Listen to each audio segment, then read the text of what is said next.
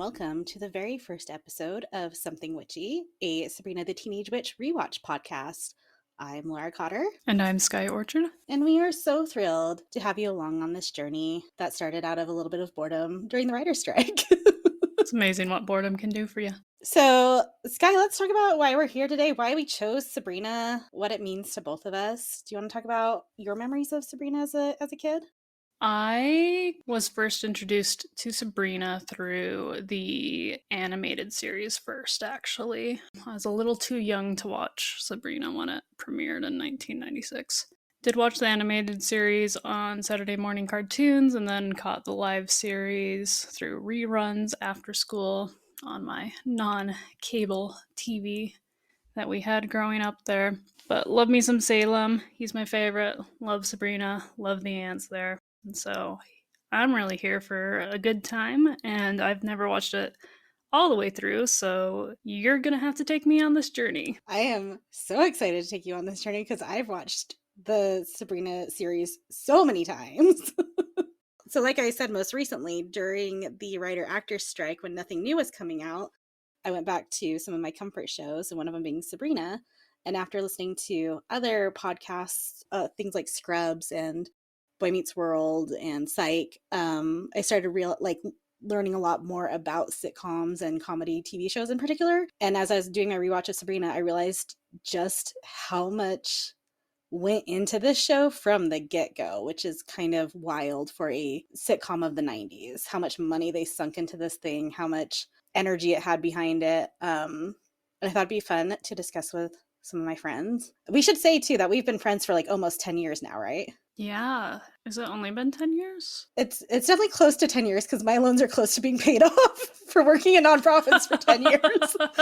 I just got my updated counts. I have 10 payments left. So that's how I'm judging the length of our relationship. You know, I'll take it. I applaud your memory devices. Better than mine there. What is time? But really, my memories of Sabrina start back when I was a kid. So when it came out, I was 8 years old. In 1996, and TGIF, I was also a non-cable household. My sister ruined that for us when she was younger. My parents cut the cord on cable. So really all I had was TGIF as a kid. And I remember having sleepovers. You would watch the whole lineup. You'd often watch 2020 and get scarred from whatever terrible thing they were talking about on 2020 because you shouldn't be watching it when you're 8 or 9 years old. The best TGIF lineup, by the way, to get this out of there, is the spring of 1997 lineup, which was Family Matters, then Boy Meets World, then Sabrina, then Step by Step. And if anybody wants to fight me on that, you're welcome to comment on our Instagram and I will fight you back on it. Like, if you tell me Teen Angel is in your top lineup, like, we're gonna have words. Don't come to me with that Teen Angel stuff. Skye doesn't know what Teen Angel is. Maybe we'll watch Teen Angel at one point. Maybe. I don't know a lot of shows, let's be real, so... Just a quick sidebar on what Teen Angel is. It's a sitcom where a boy dies after eating a very old hamburger he finds underneath his bed, and then he comes back to help guide his best friend that's still living. Okay. So, a literal teen angel. Yes. If that isn't a good premise for a TV show. I mean, it's the 90s. You got a little bit of everything, right? Yes, you do. Well, that's our first sidebar and off-track moment. There'll probably be more of those throughout this. So many. Let's get into our episode then. Well, let's go. So this episode title is Pilot, because it's the pilot. Our TV guide description is Sabrina's Sweet 16 becomes a truly magical birthday when she discovers she's a witch. It originally aired on September 27th, 1996. It was directed by Robbie Benson, who, fun fact, is Beast from the Beauty and the Beast franchise. The Disney movie? The Disney movie. that does not fit any of my expectations as I think back on our brief intro to Edward. Okay. You need to find, there is one picture of him when you Google search his name, there is one picture of him that pops up, and for reals he looks like Prince Adam after Beast is transformed back into the prince. You know, I don't think of Robbie Benson when I think of Beast. I think of Terrence Mann from Broadway, but I'm here for some actual Disney voice actors coming through. I don't know if at this point if ABC was owned by Disney, but it's definitely happening soon. So I think we'll see more and more Disney people. The Great Takeover. We have writers Nell Scoville, Jonathan Schmock, and Barney Cohen. We also have a long list of guest stars for a very first pilot episode. So we have Penn Jillette and Teller from Penn and Teller, the Magic Act. Penn Jillette plays Drell, Teller plays Skippy. If you don't know who Penn and Teller are, you might be too young for this podcast. You're not maybe going to get a lot of the references I make. We have Bridget Flannery, who plays Jill, and she'll show up in many other episodes. She's also on an episode of Boy Meets World as Lisa. Melissa Murray Much plays Cece. She is also on The Umbrella Academy and Ginny and Georgia most recently. Sean Weiss plays male student. You might recognize him from the Mighty Ducks franchise and Heavyweights, which are also really big 90s films. Debbie Harry plays Cassandra on the Witches Council. She's known for being in a little-known rock band called Blondie and happens to sing the amazing song One Way or Another, which then Melissa Joan Hart covers in a Sabrina episode and on the Sabrina soundtrack. Gotta love a good earworm, which one way or another is always gonna be an earworm.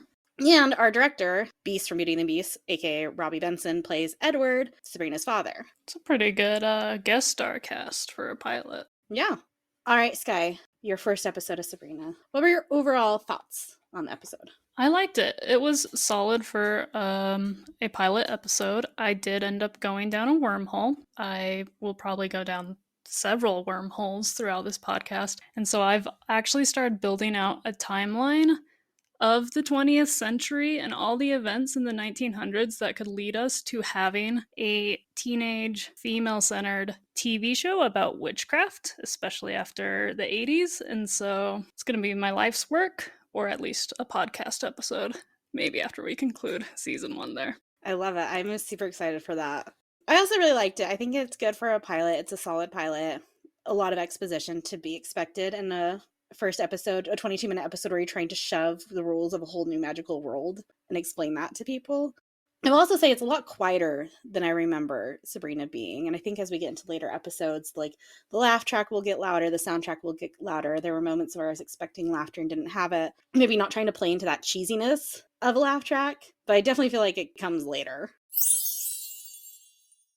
Let's start with our cold open. We start in Sabrina's bedroom where she is levitating. Zelda and Hilda check on her just after midnight. Hilda wants to wake her up and tell her that she's a witch, but Zelda says not to since she's starting a new school tomorrow. Hilda comments, "Wait until she finds out you still get zits when you're 600 years old." And I wish someone had told teenage me about adult acne, because it's also not fun as Portal. I thought that stuff would be done once I hit 18, and it just doesn't end till you die. Zelda looks at her fondly and says she's so sweet, so innocent, just the perfect little witch. This is where we get the first mention of Zelda and Hilda's ages, which will be my sticking point throughout this whole series, because I very quickly realized I have no idea how old these aunts actually are, and it just gets worse and worse as we go throughout the seasons. So right now, with the comment that they're 600 years old, it puts them at being born somewhere in the late 1300s. Sabrina is in full Victorian nightgown mode while levitating, which is a choice. Granted, it looks like they're in a Victorian house, so maybe it's just the dress code. So I hope the aunts and Salem also have nightgowns they have to wear. She could also just really love her Samantha American Girl doll, as I did. And I also had Samantha's Victorian nightgown. Did you levitate while wearing it? I did not. Missed opportunity. Then we have our outfit intro. So this will be our intro for the first few seasons, where Sabrina tries on different outfits, landing on the witch costume this time. And she says, "This is so not me." Sabrina comes downstairs in the morning carrying Salem the cat, and the aunts wish her a happy birthday. Zelda gives her a gift. A black pot? No, it's a cauldron. Sabrina says she can put her pens in it, she guesses. I object. There are so many better uses for a cauldron than pens. It's a waste of space. You could put candy in it, or, I don't know, kitty kibble for Salem. Like, you are not maximizing the space that a cauldron could give you with pens. What if her pens are all just like strewn about on her desk, though? They're just like loose on her desk. There are other solutions besides a cauldron. This is going to be my Roman Empire and just sit in the back of my head always. Zelda explains to Sabrina that there are two realms, and Hilda tells her that she's a witch. Zelda and Hilda are both witches, and Sabrina's dad is a witch, but Sabrina's mom is mortal. Sabrina doesn't believe them and goes off to her first day of school. Hilda warns her not to make too many hand gestures. Sabrina says goodbye to Salem, and we get the first Salem line. Sabrina says, "My aunts try hard, but you have to admit they're pretty weird." And Salem replies, "You have no idea." Shout out to the puppeteers who do Salem, as well as the real life cats who do Salem. It's about 4 puppeteers or 4 separate cat puppets doing this, and for the time, it beats some of a modern day puppetry, I'd say. There are sometimes I think we're gonna see this puppet real haggard looking, though, so you win some, you lose some. It's no Disney animatronic, we'll say that. It might be better, considering some of the Disney animatronics out there are nightmare fuel.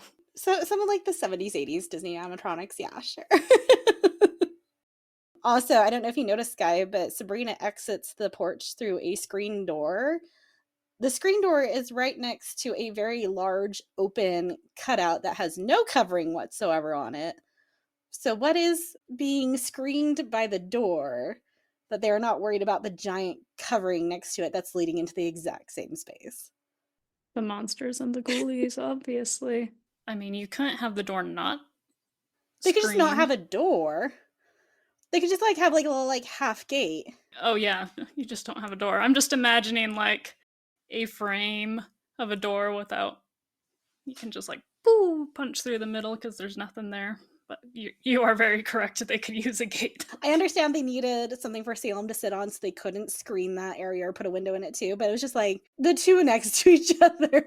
Maybe the ants have a bug repellent spell that just doesn't cover the area where the door is, and that's why they need the screen. Maybe they're also very like blasé for sending Sabrina off. Just like, congrats, you're a witch. Go have fun. It gives me a lot of Princess Bride, have fun storming the castle moments of just ta ta, which I think Hilda would have to be the wife because Zelda's the scientist and would have to be Miracle Max, right? Oh yeah, yeah. Hilda's 100% Valerie. Yes. Also, like you're sending a brand new, just learned about her powers, baby witch, to a brand new school. I'm not sure about Sabrina, but I will say I had my fair share of emotional turmoil as a 16-year-old. Well, it was an angsty time. Just seems like it's not going to turn out well. But maybe today is the day to like keep her home sick and then send her tomorrow. What, you think we'll have some magical mishaps, perhaps? In a show about a teenage witch? I think we'll have some magical mishaps. All right, with that cue to move on. Sabrina arrives at her new school. We see Harvey and Libby in the hallway, and when Sabrina goes into her science class, where Mr. Poole is teaching them about invertebrates, and they are dissecting frogs today. He tells them to look for the kidneys, the heart, and my lost youth. Harvey starts to ask Sabrina to be lab partners, but Libby cuts in. During this intro part, half of the class is just standing around while Mr. Poole is talking, including Jenny, who's like hanging out in the background, just being there. Also, I have a feeling Mr. Poole is going to be kind of a jerk, but also like we're all going to secretly agree with what he's saying. Mr. Poole's like the anti-Mr. Feeney from Boy Meets World. Jenny appears and befriends Sabrina. They name their frog Tadpole. Sabrina thanks Jenny for choosing her as a lab partner. Jenny was a new kid last year, and Sabrina asks her if she feels like she doesn't fit in. Jenny says she doesn't want to fit in because awkward people tend to be much more successful later on in life. I look at Libby and I see tragedy. Agree or disagree with that statement, Skye? Okay. As a self-proclaimed awkward person, it has yet to work out for me in the success department. Still work for a nonprofit. Still doing the things there. But I guess you do have the Zuckerbergs and the Musks of the world who are successful, so That's like awkward though with a dash of sociopath. true. We all got a little sociopath in us, as Salem shows. I don't know. It might be true. Hey, maybe this is the way we've become successful, is deciding to chat about Sabrina the Teenage Witch. Oh my gosh, yes. Maybe this is it. Like and subscribe, everybody. Like and subscribe. Prove Jenny correct. Get me out of the nonprofit world. 10 more payments, and I can get out of the nonprofit world. And then we'll have all of our awkward friends on, and they can share in our success. It's like The Giving Tree. Oh wait, that's not a great book, is it? No, It just that's gives. Murder your mother. We can be generous, though. Mr. Poole comes over with a snarky remark about boring their frog to death and tells them to start dissecting. Sabrina's reluctant to dissect the frog and wishes they could bring him back to life. Trying to point out where his heart is, Sabrina accidentally brings the frog back to life. Mr. Poole is going to give Mike from Cadaver Shack a talking to. Uh-oh, Mike. Sabrina walks in the bathroom where Libby, Jill, and Cece are hanging out. We hear Libby saying, "Can you believe how young the freshmen look?" This is where I don't understand Sabrina's age timeline either, because she's 16, but I know we have 4 seasons of high school to get through. So I feel like that would make her a freshman, unless we have some weird age magic happening with Sabrina as well as the aunts. Yes, and then I don't think I've ever heard of a 16-year-old freshman unless they were held back. I feel like I went to school with somebody whose birthday was in July. Instead of them being like a young kindergartner, their parents put them in so they were an old kindergartner. I feel like there was like one kid I went to school with that maybe turned 16 in the 9th grade. Okay, interesting. I might have to verify that with my mother because my mom will know. Sabrina explains she's just going to wash the frog juice off her hands, not the grog juice, as I wrote in my notes. However, there are sinks in the classroom right next to where they're dissecting the frog. There was no reason for Sabrina to walk through the hallways of the school with frog stuff on her hands, touching doors. It is public education. Maybe the sinks are not plumbed because of funding. That's a fair point. We couldn't use the sink in my 3rd grade classroom because it came out like brown. That's unfortunate, especially for 3rd graders, because it's so sticky in elementary school. Libby makes a rude remark about not blaming the frog for how Sabrina spells. Sabrina then reads Libby's mind about putting on aftershave to remind her of a boy who dumped her. Libby is shocked and asks Sabrina how she knew that. Sabrina looks unsure and says it was her incredible sense of smell. Libby banishes her to the freak's bathroom from now on. Sabrina mocks her hand gesture and accidentally forces Libby to draw on her face with lipstick. Sabrina is back home where Zelda and Hilda are hiding in the dining room to surprise her with a birthday party. A party, sort of. That was a terrible surprise. Like, why is she surprised that the ants are in the house? Ants live in the house. Is it a surprise that the ants are in the house? The surprise is they got Salem to agree to wear a party hat. Zelda gives Sabrina a present from her father, the magic book, which, given the budget we have to spend on guest stars on this episode, they could have spent a little bit more money on those gems so that they don't look like they came straight from Eclairs in 1996. Yeah, someone just took a bedazzler to it. Had some fun. Maybe it was Salem. He got bored. Took his little kitty bedazzler and went at it. Interesting parallel you're about to see, because Buffy's going to come out a year later. Pilot episode of Buffy. Buffy is also presented with the magic tome, or the vampire tome in this case there. So interesting parallels of welcome to your powers. Here's a book. Does hers have better jewels on it? No jewels, so I think it wins. I'd rather have no jewels than plastic jewels. An old book, a black pot. Doesn't anyone shop at the Gap anymore? And 30 years later, I don't know anybody who shops at the Gap. So no, Sabrina, they don't. She opens it up and there's her dad talking in the book. Sabrina thinks it's a hologram. Which, shout out to Sabrina for also taking the cake in doing talking portraits first, because Harry Potter's not going to come out for another year in book form either. So just ahead of our game and all the things here. Do you think some of this was, I haven't read any of the comics. Do you think some of this was in the comics, or do you think some of this stuff was new for the show? That's a good question, and I will do the deep dive. I will read the comics to meet my Goodreads quota for the year. Okay.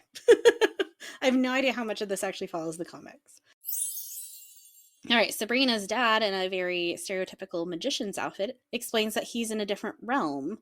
Edward/Ted, either way, asks Zelda and Hilda if they explain to Sabrina that she's a witch, but Hilda says she doesn't believe them. Sabrina's annoyed, thinking that it's still a joke.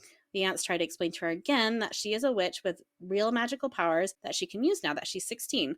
Sabrina refuses to believe that no one is who she thinks they are, including herself, and starts to walk away when Salem starts talking again, and now she runs away. Zelda asks Ted to handle this and floats the book up to talk to Sabrina. Is Ted often a nickname for Edward?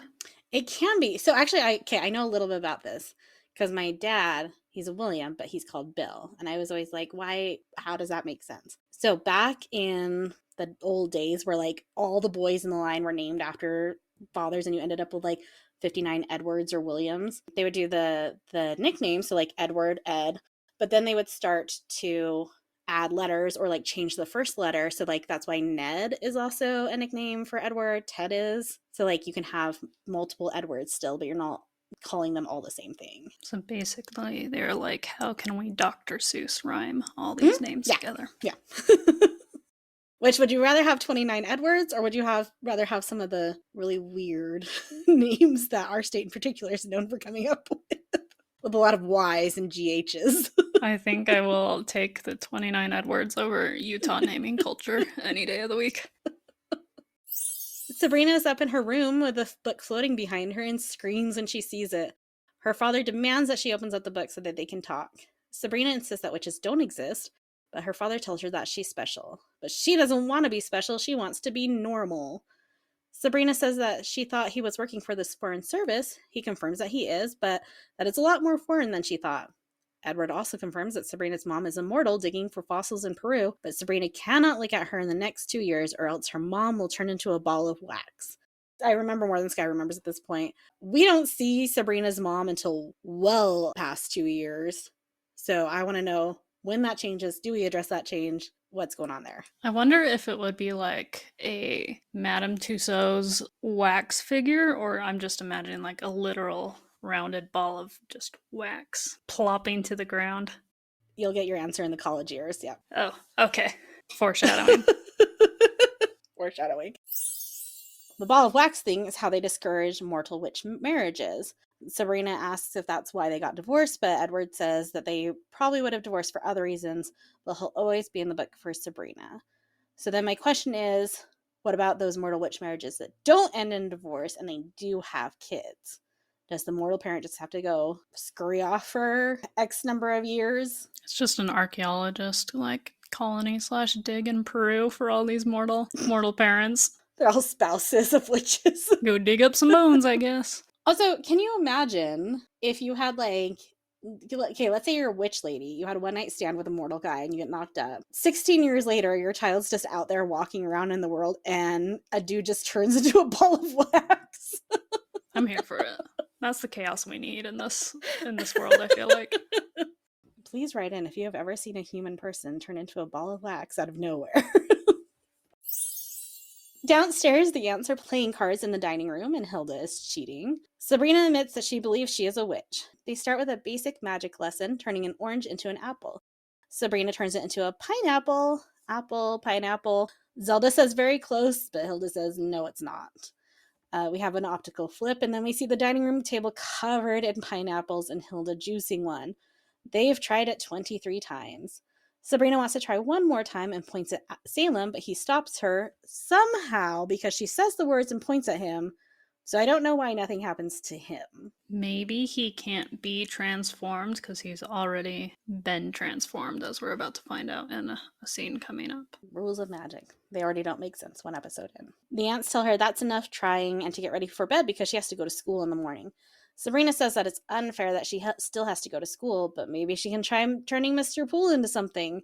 Hilda warns her not to point at people because it could be dangerous. Sabrina says that Hilda is pointing at her, but Hilda says that she has the safety on.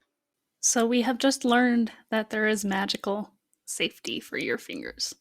And yet they're not thinking to give Sabrina maybe this tool as a young witch who has already done some magic unintentionally. Just a thought. The aunts maybe like really love chaos, but don't want to admit it or can't admit it. And maybe they're not as good of moral compasses as they think they are, or as the show wants us to believe. Guess we'll have to continue watching to find out. Back in Sabrina's bedroom, she is levitating again the next morning. The alarm goes off and she falls down trying to turn it off, which makes me wonder, how long are they going to start levitating while they sleep? Do they grow out of it? Do they learn to control it? I don't know if that's ever answered. Sabrina's going downstairs to the kitchen to start another day, and her aunts are eating pineapple.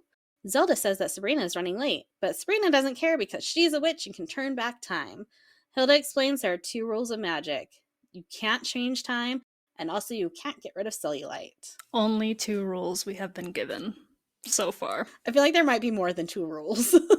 Drastic differences between those 2 rules as well. Also, like, the cellulite one seems very specific to the female witches. Like, where's the extra rule for the male witches? Sabrina and Jenny are walking down the hallway at school. Jenny tells a knock-knock joke about Brad Pitt, which I don't think was funny even in the 90s. And then I went on a wormhole of other famous 90s Brads. Do you want to tell me about some other famous 90s Brads, Skye? Let's hear these Brads. I'm not thinking of any. Maybe Brad Paisley, but maybe he came later. Nope. He wasn't until a little bit later. I think he was like 99 or something like that. So we have Brad Dourif, who was known as Chucky, but also Grandma Wormtongue in Lord of the Rings, Billy Bibbit in One Flew Over the Cuckoo's Nest. We have Brad Delp, who is the lead singer of Boston. And then we have Brad Garrett, who is the brother in Everybody Loves Raymond, which debuted exactly 2 weeks before this episode of Sabrina. But he was also a stand-up comedian before then, so he was still well known in the 80s. So yes, maybe not as well known as Brad Pitt. But there were other Brads that mattered, Jenny. I mean, it's still Pitt, because I got these off of a ranking of the most famous Brads, and Brad Pitt was still at the very top. He's unstoppable. Next, Sabrina and Jenny are leaving class after a pop quiz and both complaining about how bad they did. Sabrina gets hit in the head by an errant football, and Libby walks by with a snarky remark and a freak. Sick burn. Sabrina and Jenny are in the cafeteria. Harvey asks to join them and admits he was the one who hit Sabrina with the football and apologizes. Sabrina says he has a really good arm and introduces him to Jenny. At this point, we learn that Jenny probably has some sort of pig-themed mailbox. Harvey complains about his boring mailbox, and Sabrina bonds with him over her equally boring mailbox. Which I feel like the aunts would have had a cool mailbox, like, from what we know of them so far, with their weird house. Yeah, you don't have a Victorian era house without a cool mailbox. Also, I did not bond with fellow teenagers by talking about mailboxes growing up, but that's just me. Maybe I was missing out on connection opportunities. You were also probably not a himbo, which Harvey's 100%. I've never really thought about that about Harvey. Like, super nice, kind of dumb, just wants to be friends, believes the best in everybody. He's the golden retriever of this show. This is true. Libby comes over and invites Harvey to a party where all the cool people will be and purposely excludes Sabrina and Jenny, then dumps a drink on Sabrina. Point for Harvey being a himbo is that he just, like, doesn't notice that Libby's being mean at all. Just goes right over his head. Libby returns Sabrina's "smell you later" quip from the bathroom, and when Libby walks away, Sabrina yells and points at her, causing a storm to break out in the cafeteria. Okay, this storm scene had some cool effects. I feel like a lot of the budget probably went to this storm scene. All I could do was hyper focus on the amount of napkins flying around and the napkin to student ratio. We are not doing Mother Earth a solid in this production already. Episode 1, and we're killing them trees. They also look like the really crappy napkins that are like one ply and just folded over once, so they can handle like one wipe of the hands, maybe like one hand, not even a full 2-hand wipe. You've met my mother. Have you been out to dinner with my mother at like a self-serve restaurant or fast food restaurant? I don't think I have. Okay, this woman takes enough napkins when it's the 2 of us for like a family of 12. You got to be careful, especially if they're those like little flimsy napkins. You need like 4 of those for any sort of spill. Maybe, but do better public education. They'll never do better, but can scold them here on our podcast. That's going to reach the world. This is what we get for budget cuts. Can't afford good reusable napkins with our budget cuts. Or plumbed sinks in the science lab as we dissect frogs. Sabrina zaps Libby. When the storm clears, Jenny asks where Libby went. Sabrina claims she has no idea, then runs over and grabs a pineapple that's sitting right where Libby was standing. Back at the aunt's house, Hilda and Zelda are baking pineapple upside-down cakes. Zelda makes a joke about the lecture on the Heisenberg uncertainty principle being either at 8 or 10, and has gone completely unnoticed by me and did not get a reaction from the audience. But when I did catch it, I thought that was hilarious. I enjoyed that. Sabrina comes in saying she turned the most popular girl in school into a pineapple. Hilda asks why, and Sabrina says it's because it's the only thing they taught her how to do, which maybe they could have been worse if they taught her something worse. Maybe pineapple's the best case scenario. Once again, finger safety. It exists. Hilda is so ready to slice the Libby pineapple up, chunks or rings. Oh, murder. Murder. Zelda discourages the blatant murder, even though Hilda also offers wedges in case that was her objection. Truly is the shape of the pineapple that determines the moral rightness of can you chop up a human pineapple. And if this is Hilda's go-to for problem solving, how many people has she killed? I mean, if she's 600 years old, multiply that by a factor of 1 a week, maybe? I don't know. I mean, a cool 50 a year. We're looking at 30,000, I think. Yeah, 30,000. Now, is it cannibalism if they were to eat the Libby pineapple? Given that later on we know Libby is still conscious, I think that has to be cannibalism. At least it probably tastes better than traditional cannibalism. You think popular girl cheerleader pineapple tastes better? Oh, than traditional cannibalism.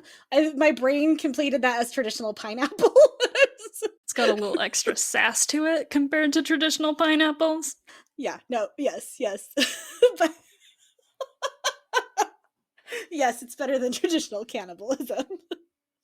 The title for this episode, Traditional Cannibalism. Sabrina doesn't know how to seal her spells yet, so Zelda uses an incantation to fix Libby, and it is a bad incantation because it's just, the popular girl is not a fruit. Libby comes back to her human self and freaks out wondering why she's at Sabrina's house. Sabrina says she came over for a visit, but Libby doesn't believe that. She knows Sabrina did something to her and sent her somewhere that was small and smelled like Hawaii. So yes, that 100% would have been cannibalism.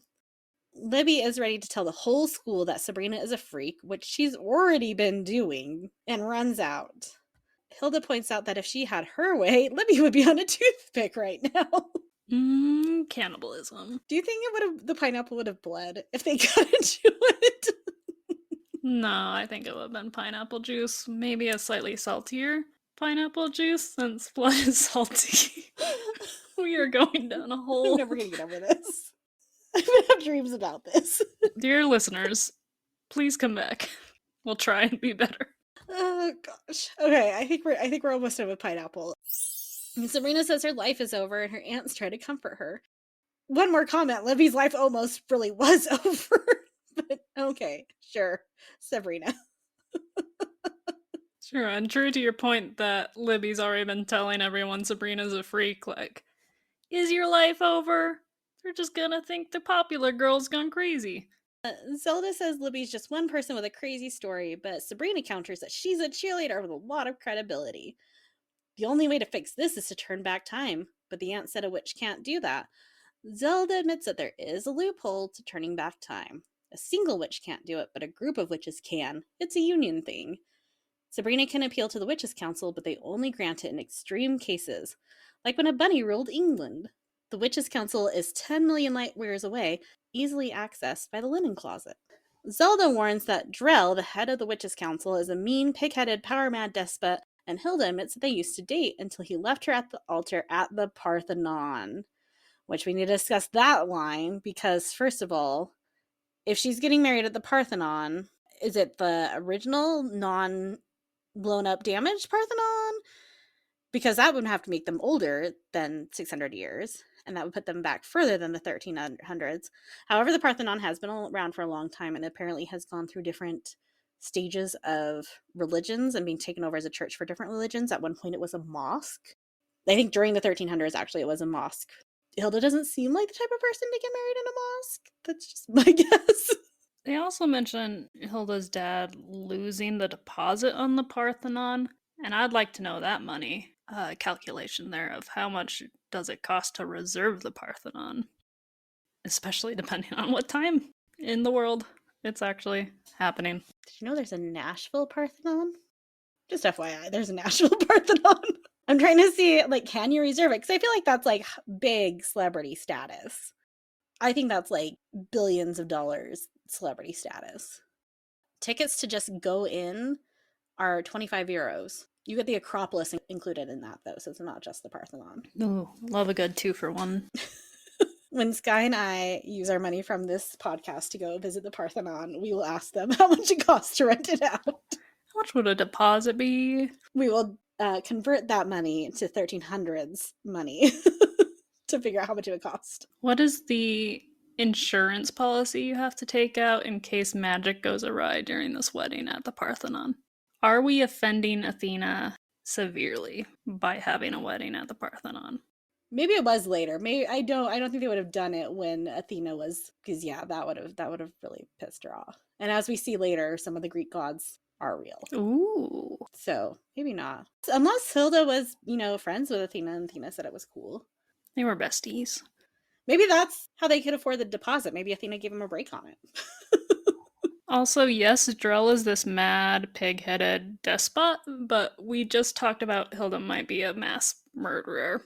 So that's why they're a perfect match. Exactly, right? Sorry, we're never going to get off this Hilda being a murderer thing. No, it's here to stay. Sorry, everyone. We're maybe halfway through the episode. We'll keep going. So the aunt sends Sabrina to the other realm by herself because Hilda says she can't see Drell. And Zelda says they'll respect her more if she goes alone. Zelda also warns her not to stare at Drell's mole. So I know we've already talked about the aunt sending Sabrina to school in maybe not a safe situation, but this one seems even worse because they're sending a 16-year-old to an entirely different realm that is known for a high potential of dismemberment, if not death. Whereas my mother, when I was 16, wouldn't let me drive across town without calling her when I left and then when I got there to make sure I was safe. And this was the best choice to teach Sabrina about her magic, by the way. So I know that there are other aunts and uncles out there. How bad are they? The chaos theory becomes more and more plausible as we look at this child rearing the aunts are employing. Also, Sabrina's a 16-year-old girl. They're not going to respect her regardless if she goes alone or with somebody else. Congratulations, we found out you're a witch 24 hours ago. Off you go to a new magical realm by yourself. Best of luck. They grow up so fast. I mean, Zelda was just saying she's so sweet and so innocent and so pure. But okay. Sabrina arrives in the other realm and appears before the witch's council. There's a weird whimpering candle that seems to be hungry, and Drell feeds it. Sabrina says she doesn't have an appointment, but she brought a washcloth, which Skippy takes. I got very confused because I wasn't paying attention to Skippy. I saw him take the washcloth. It looked like he dabbed his mouth, and then next time you pan over to him, he's actively eating the washcloth. So I have questions about our dear friend Just Skippy. Add it to the pile. Add it to the pile of questions that are not going to get addressed. So many questions. So they ask why she's there, and Sabrina says she'd like to turn back time, but they immediately deny her. She asks to explain why she wants to turn it back. Drell tells her to speak quickly. She starts explaining, but it's going too slow, so Drell speeds her up. They say they'll let her know and send her back. Again, the first time I watched this through, I was really confused about the mole comment because when they close in on Drell's face, I was like, the mole's not even that big. If you're gonna make it for comedy, make it like a huge mole on his face. And then the second time I saw he was holding an actual mole. Molly the mole, as we learn. Wait, when did we learn that? I didn't even hear that. He comforts Molly and says good Molly or something to that one. He ushers Sabrina back out into her linen closet.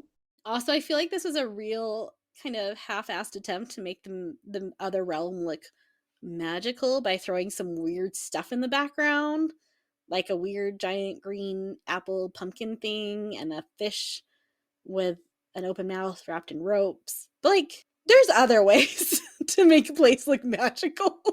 We had a craft store visit for the book, and then we went to the 90s equivalent of Spirit Halloween, maybe? The discount Spirit Halloween?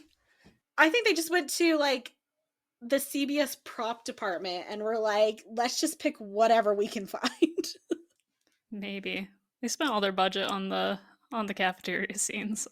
Cafeteria scenes and guest stars. Sabrina is in bed that night and asks Salem if he thinks they'll grant her time reversal. Salem says they weren't very lenient with him. Sabrina asks why they turned him into a cat. Salem tells her about his world domination plans. Sabrina tries to say it isn't that bad because he gets to take a lot of naps. He bemoans his life as a cat and lists the things he can't do, like play squash. Fun fact, squash first appeared in the 1800s in the British penal system. Was Salem a human also in prison before becoming a cat? I'm going with 100% yes, because I feel like your first crime is not usually world domination. He's just shooting for the stars. I feel like there's usually other steps there. The sound of the can opener is the only thing that makes him feel truly alive. Sabrina takes pity on him and offers to get him his rubber mouse, which gets one of the bigger audience laughs that we've heard this episode. I have some thoughts on the timeline, and when we get into some more of Salem's background, about how we have a potentially genocidal maniac that is a comedic relief in this show. But he's so cute and he's a cat. Like, if this were a human male character, we would be getting the creeps by half the things Salem says. But because he's a cute little black cat who you can't really pinpoint as a human, at least in my brain space, I'm like, oh, kitty cat. Love you. And another tangent. Apologies, listeners. Welcome to this podcast. Skye, you have some cats. Sure do. What are the crimes that your cats committed to be turned into cats? Okay. So Lily, sweet gremlin of a 21-year-old cat, has to probably be a vampire at this point, is one of my working theories. So, you know, she's been messing around with immortality and crap like that and probably got turned into a cat for breaking some rules there, possibly. Or maybe they turn vampires into cats. I don't know what the vampire situation is in this world. We'll find out. Peggy and Riversong are definitely like take over the world Salem levels. Riversong probably for more evil intent. Peggy for more everyone worship me and love me and I am your god. And that's Might not be also evil. yeah. Might also actually be evil if we want to debate morality of religion. She's the scariest of them all, probably, as far as cat crimes. What about Mabel? Mabel is probably Peeping Tom. She doesn't understand boundaries. There's a teenager or young 20-something-year-old who lives across the street from me, and this girl has a boyfriend, and they like to canoodle when he drops her off at night from whenever they were, and Mabel loves to watch them. She especially loves when it's the summer and she can go out on the balcony and watch them. Cat TV. She's also very obsessed anytime I take a bath. She will just come and stare at me. It's very unnerving. Gotta make sure you don't drown. It's a sacred oath of cats to take their lifeguard training seriously. Not that they would actually hop in the water if you were drowning. No. At least they can witness your death. Cats. It's another morning, and Sabrina gets a letter from the toaster saying her request has been denied. The aunts send her off to school, even though she doesn't want to, after Hilda tells her to toughen up. But everyone will laugh at me. Toughen up. Also, how many times did you think people were going to laugh at you in high school and no one even cared or looked at you or noticed anything about what you were feeling bad about? It's the whole teenage existence. Actually, I feel like that's just life existence. I don't think I've grown out of that. Zelda tells her to ignore what the other kids say. Sabrina admits Libby thought she was a freak even before all this happened, so she accepts her fate as being the weird kid at school and heads out. Zelda hopes that they don't tar and feather anymore because she always hated that. Hilda complains about Drell denying the request, and Zelda says Hilda should go talk to him. But Hilda says Sabrina will be fine and that she can't face Drell. Zelda tells her to toughen up. Hilda reluctantly goes to the linen closet, and all we hear is Drell yelling, "Get your hands off my mole!" Molly. Not Molly. Molly might be dead, given Hilda's track record. Oh, gosh. Also, just realized that's a live mole. We have live moles, we have live cats on this show. There's a lot of live animals. Sabrina's at school, and Jenny tries to tell her the same Brad Pitt joke, but Jenny says she's never told it before.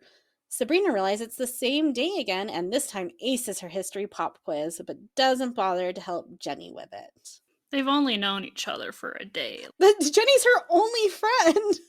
You can't risk cheating quite yet. You don't know if Jenny's a mole. Sorry, Molly, for that comment, but She doesn't have to cheat. She could just be like, hey, you want to study some history with me because I'm really bad at it and we can learn some stuff together? aren't they literally walking into history class, though? I don't know. This time she also catches the football in the hall before being hit by it. Libby walks by without a comment, just an annoyed look. We're in the cafeteria again, and Harvey compliments Sabrina on her catch. Sabrina asks Harvey to go to a movie on Saturday night just before Libby comes over to invite him to her party. Do you want to know potential movies that were playing that weekend, Skye? Yes, because I also deep dived on this, and I have my thoughts on to which ones they went on to. Oh, okay, you go for it. So, I think Sabrina and Jenny would have pushed for First Wives Club coming out, but then at the same time, you also have the Disney hit starring Sinbad, First Kid. If Harvey is joining, they're gonna take some pity on poor little himbo Harvey and let him watch some First Kid. What are your theories? I feel like Sabrina would have definitely wanted to go to something that would make her cool to Harvey. Like Independence Day was still in theaters, as was Train Spotting and Twister. Okay. I was looking like literally at that week what was released as far as the blockbusters. No, there were still some other ones that were still there. Although I do enjoy the thought of them all sitting in First Kid on opening weekend. Those grand Disney days. Harvey says he already made plans. When Libby tries to spill her drink this time, Sabrina reverses it and it shoots up onto Libby and everybody laughs and nobody questions the physics of how that happened. So Sabrina has learned a second spell at some point. Or just unintentionally magical chaos because she is untrained. She does kind of have like a smile on her face though, like she knows it's coming and she's waiting for it. So I think she had some sort of a plan. Salem gave her the evil spells. There's nothing more evil than ruining a blouse. That's true. I've been sad about a lot of shirts that have gotten ruined before. Through my own stupidity, because I just spill a lot of stuff on myself. I don't need magic to help me with that. Sabrina comes back home and says she loves being a witch to the aunts. She got to do the whole day over again. The teachers think she's smart, the jocks think she's cool, and she's going to the movies with Jenny and Harvey. I'm normal, gotta go tell the cat. Which, really speaks to my soul and how often I talk to my cats. Have you ever told your cats that you're normal? No, because that would be a lie. We get the first of many iconic woohoos, and she runs off to her bedroom where she dances with Salem. In our end tag, Sabrina's on her bed looking at the magic book while Salem tells her about his world domination plans. Sabrina goes to get more milk, which is every 16-year-old's favorite hang out my room drink. Was Melissa Joan Hart part of Got Milk ad campaigns that was going on? Oh, I don't know. That's a good question. Salem tells her to use her magic, and she fills up the glass, then shares with Salem. No, she almost doesn't share with Salem, which is truly evil. There's also an alternate DVD ending of this episode, if you have the DVDs instead of watching on Hulu or Paramount. Salem tells the audience that they are under his control until he hears the sound of the can opener and runs off saying, "Please be tuna, please be tuna." Continuing his world domination plans just through televised hypnosis. Which, if anyone can do it, it will be Salem the cat. Very true. All right. That's our first episode, Skye. Whoa. We didn't get off course at all going through that episode recap. So fast, so on track. We're doing great at this. If you want to join us next week for probably more chaos and tangents, the next episode, season 1, episode 2, is Bunt Friday. Skye, you want to take a guess at what that's about? Okay. It's gonna occur on a Friday. Okay. Pretty confident in that, I guess, right there.